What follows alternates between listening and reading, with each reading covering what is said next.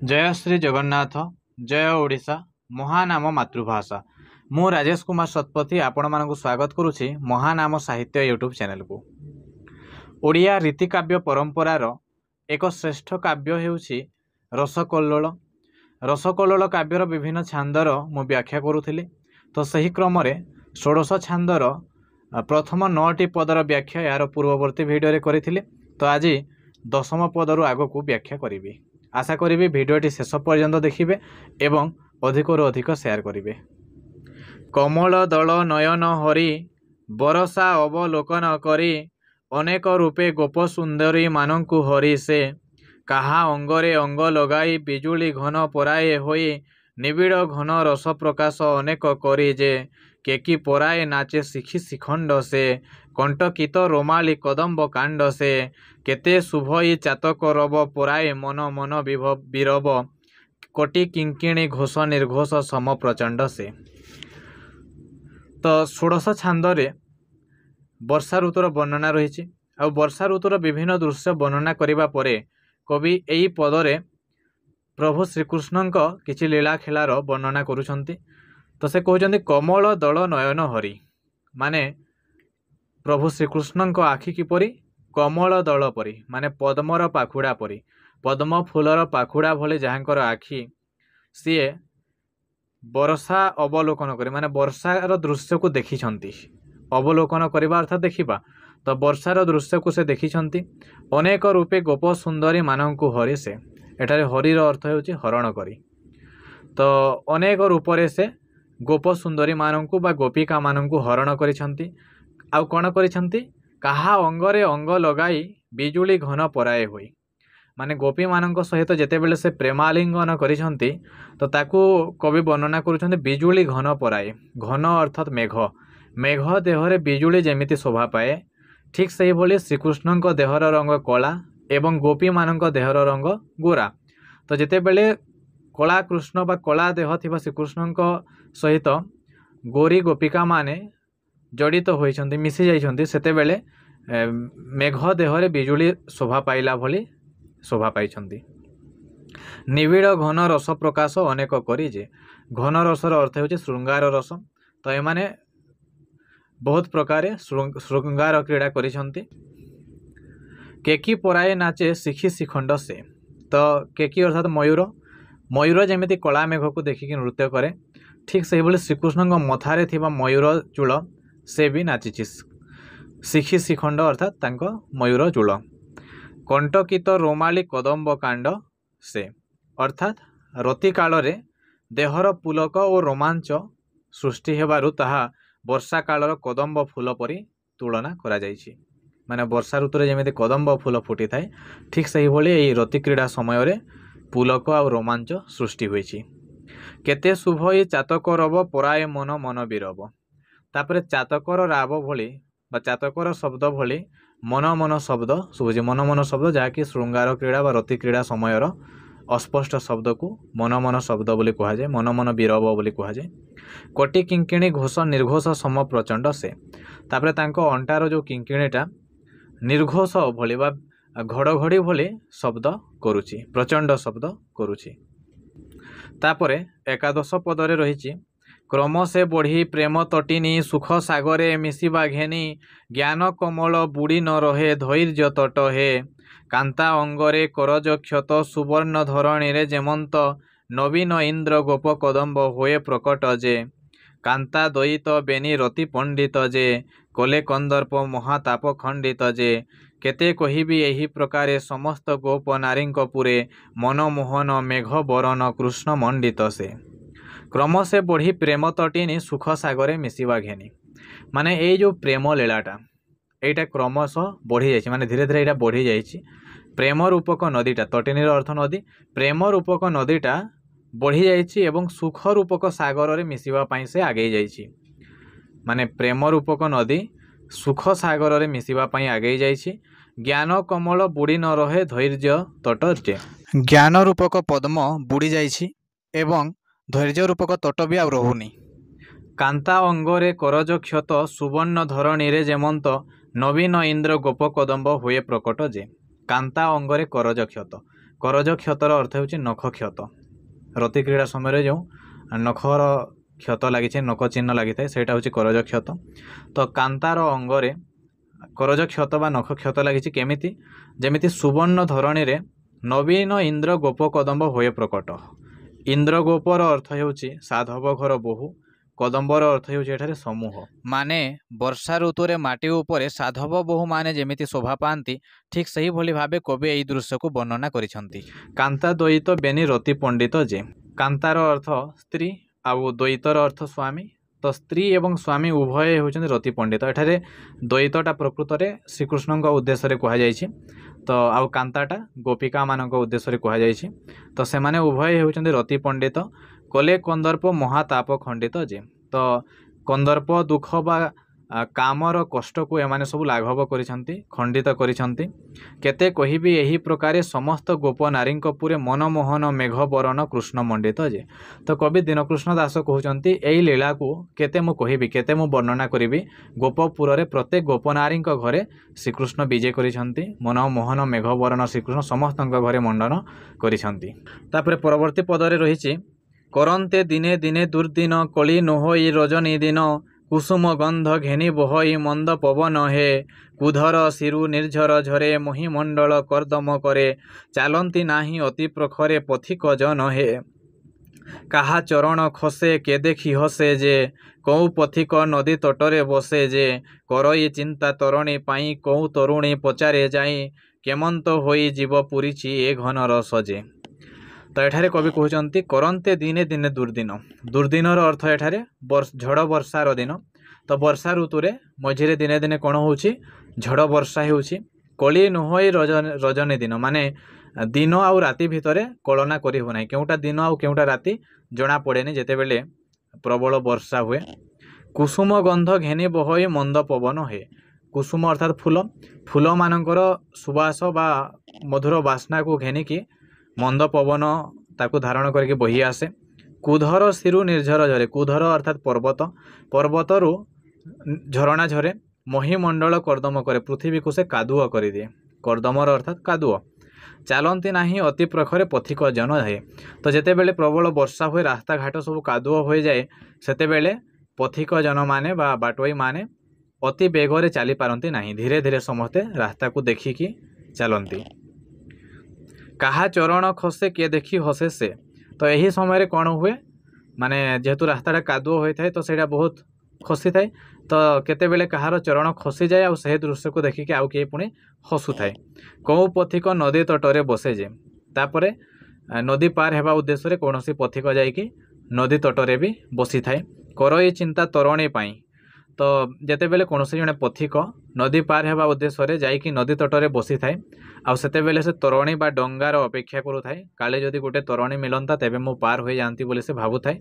सही समय कौन गोटे तरुणी ताकू जाइकी पचारे केमंत होई जीव माने केमिति तुमे एठारू जीव पुरीछि ए घन रसे जे। तो एठारे दुई अर्थबोधक होउछि एटा माने तार बाच्यार्थ अपेक्षा व्यंगार्थर बेसी गुरुत्व होउछि व्यंगार्थ बेसी उपभोग्य होइछि कहीं एठारे बाच्यार्थटा होउछि जे एठारे घन रसर अर्थ जल माने ए नदीटा जलरे परिपूर्ण होइछि तुमे केमिति पार हेबो एटा होउछि बाच्यार्थ किंतु व्यंगार्थ होउछि जे से तरुणी कहूछि से श्रृंगार उद्देश्य बा रमण करने उद्देश्य यही कथाटा कहूँ एठारे घन रसटा श्रृंगार रस को बुझाऊँछि। तापरे रही कुंभ भेलारे हुअंती पारी ताही तो एथि नाहांती करी मोह नायक नाहांती जाई छंती से पारी जे करन्ते अबा थिले उपाय एबे जाओ जा नगर जाए देखु तो अछ आसुची अंधकार सरबरी जे कहे चतुर बर प्रति उत्तर जे कल मठारे तुम्भे कि उपकार गो कहिल जो कोमल बाणी कृतार्थ हेली कर्णरे शुणी केवल आजु किणिला प्राणी हेली तुम्भर हे। तो एठारे भी सही पथिक आउ तरुणी भितरे कथोपकथन हेउछि आउ दुई अर्थबोधक भाषा एठारे प्रयोग करा जायछि।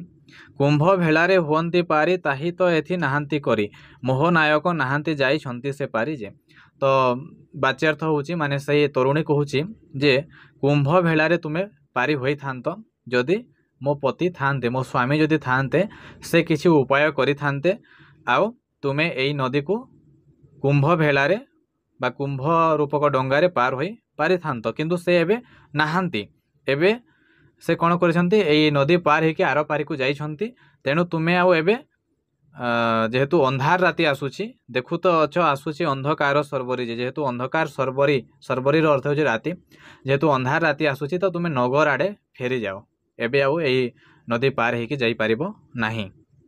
तो एटा बाच्यार्थ किंतु एठारे व्यंगार्थ रोची माने गत पदर शेष धाड़ी रे जोटा थिला से कहूतला कि पुरी छे घन रस जे तो कुंभ भेलारे हुअंती पारी ताही तो एथि नाहांती करी मोहनायक नाहांती जाइछंती से पारी जे तो एठारे से नायिकाटा कहूची जे मो स्वामी नाहांती घरे मु एकाकिनी मु विरहिणी एणु एई समय रे एई श्रृंगार भावना रे श्रृंगार रस रे परिपूर्ण थिबा समय रे तुमे छाड़ी के जाओनी आउ नगर आड़े आस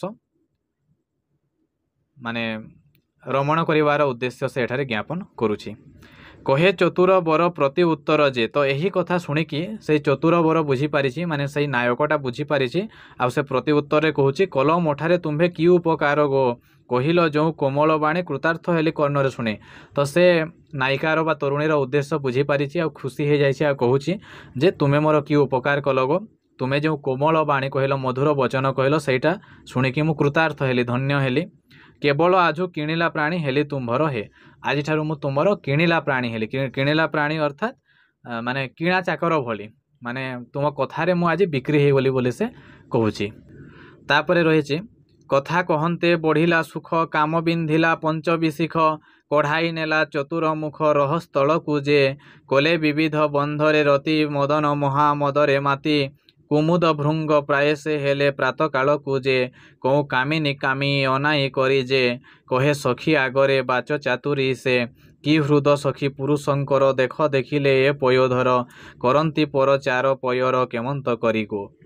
तो जेते बेले सही पथिक आउ तरुणी भितर कथोपकथन होइछि तो कथा कहू कहू बा से उभय भितर कथोपकथन हो हो सुख बढ़ी जाइछि आउ उभये काम द्वारा आकृष्ट होइछन्ति काम बिंधिला पंचविशिख अर्थात पंचबाण माने उभयंक अंतर रे काम भावना जागृत होइछि कढ़ाई नेला चतुर मुख रहस्थल को जे तो काम पंचबाण बिंधिबा द्वारा उभय कोण होइछन्ति चतुर मुख रहस्थल को कढ़ाई नेछन्ति माने चारिटा मुह थिबा बा चारिटा द्वार थिबा रहस्थल बा घर सेठाकू उभय जाइछन्ति कोले विविध बंधरे रति मदन महामदरे माती सेठाकू जाइकी विभिन्न प्रकार रति क्रीड़ा करिसेंति विविध बंधरे जेमिति कि आम कामशास्त्र 64 प्रकार बंधर बा 64 प्रकार रति बंधर कथा उल्लेख अछि तो से मध्यरु विभिन्न प्रकार बंधरे माने रति क्रीड़ा करिसेंति आ कुमुद भृंग प्राय से हेले प्रातः काल को जे तो राति सारा रति क्रीड़ा करिवा परे सकाळरु कोन होइचंती कोई आउ भ्रमर जेमिति कोईर देहरे रही थाए राति सारा आउ प्रातः काल हेबा मात्र के से ताकू छाड़ी की उड़ी जाई थाए ठीक सही भली एमानकर अवस्था होइछि राति सरी जिबा परे उभय ठारू अलगा होइचंती आउ से पथिकटा पुणी ता बाटरे फेरी जाइछि कौ कामिनी कामी अनाई करी जे तो एई सब दृश्य को देखिकी कोनोसी जने नारी ता सखी को कहूछि कहे सखी आगरे बाचा चातुरी से कि हृद सखी पुरुषंकर देख देखिले ए पयोधर करंती पर चार पयर केमंत करी गो। तो एठारे पयोधर शब्दर अर्थ होउछि स्तन तो एई पुरुष मानकर केमिति हृदय सते जे एई नारी सुख को छाड़ी के भी माने परिचार पयर माने पादचारण करते माने चली जाती एई नारी सुख को छाड़ी के भी एमाने चली जाती एमानकर हृदय केमिति बोली से पचारुछि ता सखी को। ता परवर्ती पदरे रहिछि कहे सजनी एडे गुआर एहा देखिले करे प्रचार तोहरी कांत ठारू विचार न करू किंपा गो काल जाकत तार तोहर देखी आसुछि नेत्र मोहर से मधुकर पराए सखी तुहेलु चंपा गो कौ रसिक अछि एमंत होई जे कौ तुके हृदय धरिब नहीं जे काहीं एमंत देखित नाही बाहर तोरा भितरे काहीं शुणी चतुर न जाई रही गला नाही जे। तो कौन होइछि कहे सजनी एडे गुआर अर्थ होउछि बोका माने ता सखी आउ जने ता सखी को कहूछि जे एडे बोका कहीं होउछु एहा देखिले करे प्रचार तोहरी कांत ठारू विचार न करू किंपा गो। तो ये प्रसंगटा तू तो निज स्वामी सहित कहीं विचार करू नाहु तांको कहीं एटा पचारि के बुझी नेउ नाहु काल जाकत तार तोहर देखी आसुछि नेत्र मोहर से मधुकर पराए सखी तू हेलु चंपा गो। तो मु काल काल को देखी आसुची जे तू सब बेले माने तो स्वामी आ तोर संपर्कटा मु बहुत वर्ष वर्ष है काल काल है देखी आसुची से भ्रमर हेले तू होचु चंपा फूल भली। मधुकर अर्थ हो भ्रमर। कौ रसिक अच्छी एमंत होई जे कौतुके हृदय धरब नहीं जे। तो आउ क्यों रसिक एमती अच्छी जे कि तोते नहीं कि हृदय धरिकी रखिब कहीं एमंत देखी तो नहीं बाहर तोरा भितर कहीं। तो से कहूँ एमती मुझे भी कौटी देखी नहीं सब कौन बाहर खाली सुंदर भितर किसी नहीं तोरार अर्थ सुंदर। शुणी चतुर न जाई रही गला अनाई जे। तो एम कथोपकथन एम कथा शुणिकी से जो पथिकटा माने न जाइकी टिके एम आड़ को अनेकी रहीगला। तापरे कौ प्रवासी प्रवासु आसी कूले बसाई प्राण प्रेयसी कोमल करी कही हसी नव बयसी रे कुटिल केसी चटुल बेसी कंदर्प केली कला लालसी कुरंग दृषि पद्म सुबासी पीयूष हासी रे कूल पालिका मोर कंठ मालिका रे कली कालिका काले तोते मु एका रे करी पांचिली मनरे दका ताहा शुणिले मंदर टेका काम जीवन ननेला जहा करी कड़कारे। देखंतु माने केड़े सुंदर शब्द संयोजना यथार्थ कह जाइछि कल्लोले पद लालित्य माने केते सुंदर पद संयोजना। कौ प्रवासी प्रवासु आसी माने आउ जने कौनसी प्रवासी बा बाहर रोहुतिबा व्यक्ति प्रवासरू फेरी बा विदेशरू बा सही जो माने निज घर छाड़ी जो बाहर रोहुथिला सही स्थानरू फेरी कोले बसाई प्राण प्रेयसी आ फेरिकी ता प्राण प्रिया को बा ता सहधर्मिणी को कोଳରେ बसैछि कोमल करी कही हसी नव बयसी रे आउ से चाटू बाणी करिछि बसैकी से कहूछि रे नव बयसी अर्थात नव यौवनी कुटिल केसी माने बंका बंका होइथिबा केश जହାର बा कुंचु कुंचिया केश कुटिल केसी चटुल बेसी अर्थात जହାର बेश सुंदर कंदर्प केली कला लालसा जे सब बेले कंदर्प केली को लालसा रखी थाए। कुरंग दृषि पद्म सुबासी कुरंग दृषि अर्थात हरिण भली नयन जହାର हरिण भली आखि जହାର पद्म सुबासी पद्म फूल भली जହାର बास्ना पीयूष हासी अमृत भली जହାର हस बा जହାର हसरे अमृत थाए। तो से ता पत्नी को ता प्राण प्रिया को यही सब संबोधन करुचे यही सब पद संबोधन करुचे नव बयसी कुटिल केसी चटुल बेसी कंदर्प केली कला लालसी कुरंग दृषि पद्म सुबासी पीयूष हासी। तापरे एतिके भी सरीनी से आउ कहूँ कूल पालिका मोर कंठ मालिका रे कूल पालिका अर्थात कुलबधू आउ कंठ मालिका अर्थात से स्नेह संबोधन करुचे तुमर कंठर माला भली। कली कालिका काले तोते मु एकारे तो कालिका काले अर्थात वर्षा काल रे एई वर्षा काल रे तोते मु एका करदेली बोली से कहूँ करी पांचिली मनरे दका ताहा शुणिले मंदर टेका। तापरे तोते एका कर देइथिले सिना तापरे मु मनरे पांचिली आउ मो कथाटा शुणिले किए मंदर टेका अर्थात प्रभु श्रीकृष्ण जे कि मंदर पर्वत को टेकिथिले। काम जीवन ननेला जहा करी कड़कारे कड़कार अर्थ होउची पीड़ा माने काम पीड़ा रे सते जेमिति मो जीवनटा चली न गला काम जेमिति मो जीवनटा नहीं न गला आउ मु प्रभु श्रीकृष्ण दया पुणी तो पाखक ठीक समय रे एई वर्षा काल रे ही फेरी आसीछि बोली से कहूची। तापरे कामिनी छड़ा बदन पोड़ा करिथिली मु कि घर बुड़ा प्राण तू मोर कली तोते मो अंगरु छड़ा रे केओ बा मते करंता लोड़ा कहा आगरे हुअंती छिड़ा कृपाण होई मते काटंता मोहरी ब्रीड़ा रे कहा संगते आउ करंती क्रीड़ा रे केबा छड़ांता मोर कंदर पपीड़ा रे करुणा कले काली घौड़ा जामलार्जुन गछ उपुड़ा भला भला से अघा असुर मस्तक फोड़ा रे। तो से कहूची कामिनी छड़ा बदन पोड़ा माने कामिनी छड़ा अर्थात स्त्री को दूर रे रखी बदन पोड़ा अर्थात मुह पोड़ी जाइथिला माने निज स्त्री को मु जेहेतु दूर रे रखी देइथिले तो मो मुहटा पोड़ी जाइथिला करिथिली मु कि घर बुड़ा माने घर बुड़ा भली काम मु करिथिली निज स्त्री को छाड़ी देके वर्षा काल रे जेहेतु चली जाइथिली तो मु घर बुड़ा भली काम करिथिली प्राण तू मोर कली तोते मो अंगरु छड़ा रे तोते जेहेतु मो अंगरु छड़ा कली बा मो पाखरु छड़ा कली बा तोते छाड़ी देकी जेहेतु मु दूरे जाइथिली तो मु कोन घर बुड़ा काम करिथिली केओ बा मते करंता लोड़ा कहा आगरे हुअंती छिड़ा तो व्यतीत आउ किए बा मते आवश्यक करिवो कहार बा मु आवश्यकता हेबी बा कहा आगरे मु आउ छिड़ा होई पारिबी कृपाण होई मते काटंता मोहरे ब्रीड़ारे मो निज लज्जा ही कृपाणर अर्थ होची खंडा ब्रीड़ार अर्थ होची लज्जा मो निज लज्जा ही खंडा हे कि मते काटी दे थांता କାହା ସଙ୍ଗତେ ଆଉ କରନ୍ତି କ୍ରୀଡ଼ାରେ। ତ ଏଇ ରତି କ୍ରୀଡ଼ା ମୁଁ ଆଉ କାହା ସହିତ ବା କରିଥାନ୍ତି। କେବା ଛଡ଼ାନ୍ତା ମୋର କନ୍ଦର୍ପ ପୀଡ଼ାରେ।